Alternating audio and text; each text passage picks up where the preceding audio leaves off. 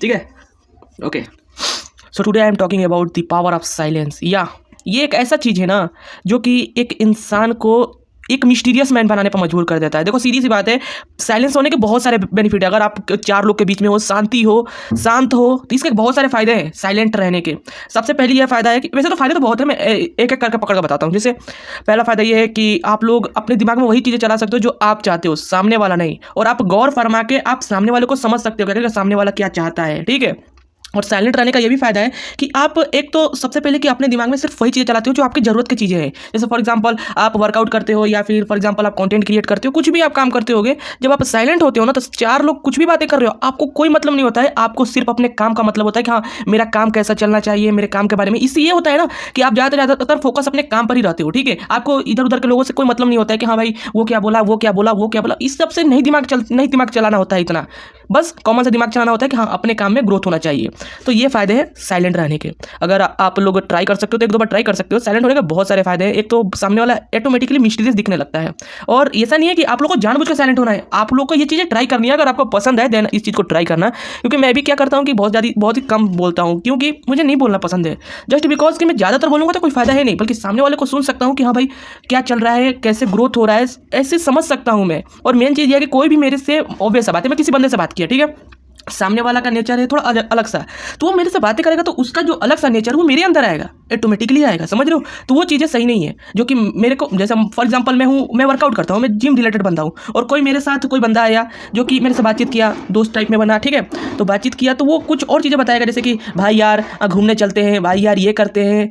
तो ऐसे क्या होगा कि आप अपने गोल से भटक रहे हो, और ऐसा नहीं होने देना है। इसीलिए मेरे फ्रेंड सर्कल भी बहुत ही छोटा है, मतलब ना के बराबर है। मेरे बहुत ही कम फ्रेंड्स हैं जो भी हैं, जो कि सीरियसली हैं, जो कि बहुत ही कम ही बात करते हैं, काफ़ी लंबे समय के बाद बातें करते हैं। पर बातें करते हैं तो गोल के रिकॉर्डिंग, ग्रोथ के रिकॉर्डिंग, यही सब बातें करते हैं। नेचर नहीं गड़बड़ाना चाहिए। अगर आपके फ्रेंड भी गलत हो जाते हैं, आपके दोस्ती किसी गलत इंसान से हो जाती है, तो काफ़ी बड़ा इफेक्ट पड़ता है आपके जीवन में। क्या होता है कि जैसे फॉर एग्जांपल आप बढ़िया काम करते हो, जैसे फॉर एग्जांपल आप ढंग का काम करते हो, वर्कआउट वगैरह करते हो, और भी अच्छी चीज़ें करते हो, ठीक है। पर अगर आपसे दोस्ती हो गई बैक वेंचर से, अब वो आपको अपने दुनिया में घुमाएगा, तो इससे पता है क्या कितना बड़ा लॉस होगा आपकी लाइफ में। एक तो पहली बात, आप जो चाहते थे ग्रोथ, मेहनत करते हो, वो सभी चीज़ें धीरे धीरे हटने लगा आपके लाइफ से, और आप आवारा लड़के बनने लगोगे, घूमने वाले लड़के बनने लगोगे। तो ऐसा सब चीज़ें होने लगते हैं। तो इसलिए दोस्ती भी करना होता है तो काफ़ी सोच समझ के करना होता है, और ये नहीं कि जो मिला उससे दोस्ती।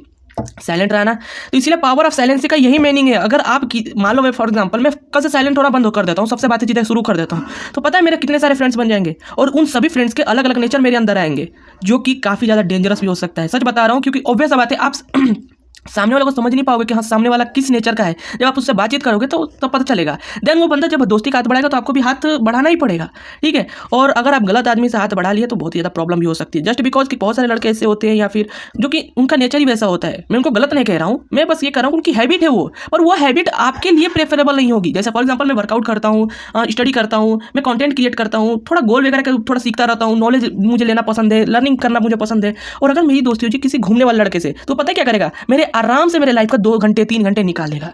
मतलब मेरे लाइफ में मेरे को कहेगा इधर घूमने चलते, उधर घूमने चलते। अब मैं क्या नाम तो नहीं बोल सकता हूँ यार, मेरी दोस्ती बिगड़ सकती है। और ऑब्वियस बात है, जब दोस्ती का हाथ बढ़ाए हो, दोस्ती का हाथ मिलाए हो, तो उसे तोड़ना बहुत गलत चीज़ होती है मेरे अकॉर्डिंग। तो इसलिए दोस्ती उन्हीं से करो जिनसे आप सीख सकते हो, जिनके साथ आप आगे बढ़ सकते हो, या फिर वो दोस्त हो जो आपको आगे बढ़ने में हेल्प करें। तो ये मेरे अकॉर्डिंग सही चीज़ है। और साइलेंट होना भी एक बहुत ही इंपॉर्टेंट चीज़ है, ताकि आप सामने वाले को समझ सकते हो, सामने वाले के नेचर समझ सकते हो, सामने वाले का हेल्प भी कर सकते हो। तो काफ़ी सारे बेनिफिट है साइलेंट होने के। तो इसलिए मैं साइलेंट रहना ही ज़्यादा प्रेफर करता हूँ। आप लोग भी ट्राई कर सकते हो। और सच बताऊँ तो मुझे साइलेंट रहना ही बहुत पसंद है, क्योंकि साइलेंट रहने से मैं वही चीज़ें सोचता हूँ जो मैं चाहता हूँ, और मैं कभी भी वो चीज़ें नहीं सोचा जो सामने वाला चाहता है।